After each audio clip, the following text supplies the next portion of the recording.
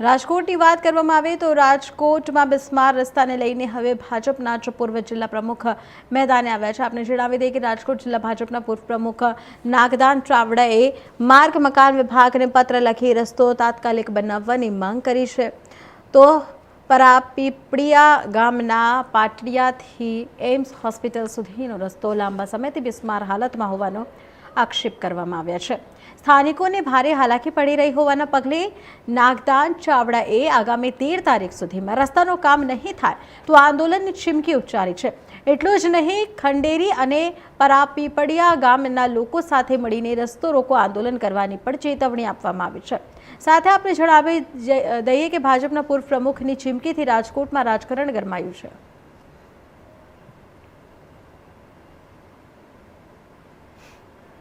મારું નામ વિક્રમભાઈ હુંબલ, હું માજી સરપંચ પરાપીપળિયા। વિક્રમભાઈ, કેવા રોડ રસ્તા છે? નાગદાનભાઈ આંદોલનની ચીમકી આપી, શું કરશો? ખરેખર સાહેબ, આ રસ્તો બહુ ખરાબ છે અને રાત્રે દિવસે એમ્સના હિસાબે ટ્રાફિક વધારી રહી છે। તો ખરેખર આવડું મોટું આપણે જો રાજકોટમાં એમ્સ હોય તો એક 800 થી 900 મીટર રોડ ખરાબ છે। તો ખરેખર આ સરકારની એક તંત્રને ખરેખર આ ધ્યાનમાં લેવું જોઈએ।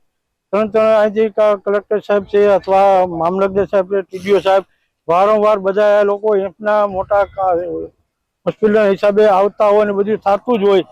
તો ખરેખર આ તાત્કાલિક ધ્યાનમાં લઈ અને તાત્કાલિક આ રોડ રિપેરિંગ થવો જોઈએ એવું અમારું ગામજનો આખોનું કહેવાનું છે। આંદોલન કરવાના ગામના લોકો? હા, જો કદાચ સરકાર આ ધ્યાનમાં નહીં લે તો 15 ઓગસ્ટ આવે છે તો એ તહેવાર ઉજવી અને કદાચ અમારે આંદોલન ન કરવું પડે એવું અમારે સરકાર આગળ અમને એવી આશા છે કે ખરેખર અમારે આંદોલન નહીં કરવું પડે એ પહેલા અમારો પ્રશ્ન તો સોલ્વ થઈ ગઈ છે એવું અમને ગવર્મેન્ટ માટે, એવો સરકાર માટે એવો અમને વિશ્વાસ છે। મારું નામ વિક્રમભાઈ ચાવડા છે, મારું ગામ ખંડેરી છે।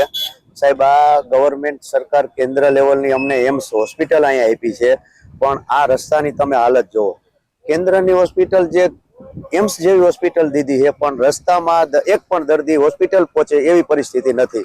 તમે જોઈ શકો છો, આ 5-5 ફૂટના ખાડા છે અને આ લગભગ છેલ્લા 5 વર્ષની પોઝિશન આ છે।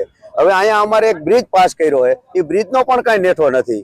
હવે એમ કહે કે બ્રિજની ડિઝાઇન ફરી છે, હવે 2-3 વર્ષ તો બ્રિજની ડિઝાઇન ફરવામાં વહી જાય।